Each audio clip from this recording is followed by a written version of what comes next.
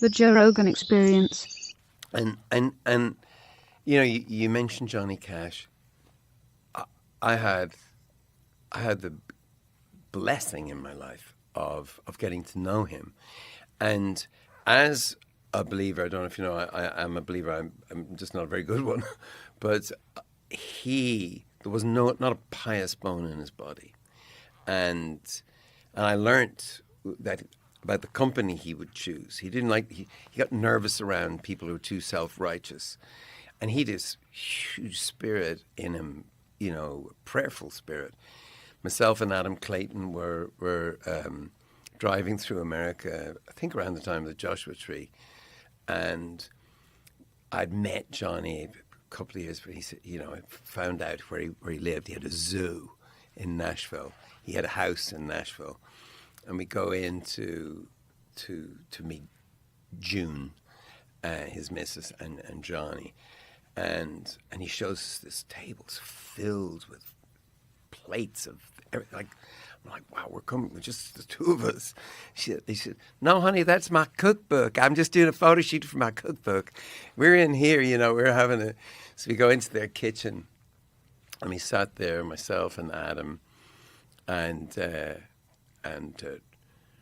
Johnny goes, shall we pray? And Adams wasn't a praying type at that time, but he was like, wow, it's Johnny Cash. So, you have to pray. We all held hands and whatever. And Johnny Cash made this beautiful, poetic blessing. And I just thought, wow, of course he's touched. And then he just turned to Adam and just goes, sure missed the drugs, though. And Adam just fell in love with him, because he couldn't be pious. Right. He had to be himself. Yeah. Years later, when we really. Look at that. Oh, wow, there you go. Oh, that's so. Oh, my God. There it is. That's Adam there, yeah. Yeah. He looks like he might have had a few tequilas. And I don't know, but oh, wow. And I'm giving it the arty poetic face. I am a poet, like you are. And I call Coles. I heard he was in trouble. He was very ill. Years later than this, and I called up, and June answered the phone. Excuse the poor Texas accents, all you Texans out there, but she was like, or Nashville in her case. She was like, "Oh, Bono, wow, thank you for calling. It's so good to hear from you. How's Dublin? How's Alley? How's the Burlington?" This is a hotel, right?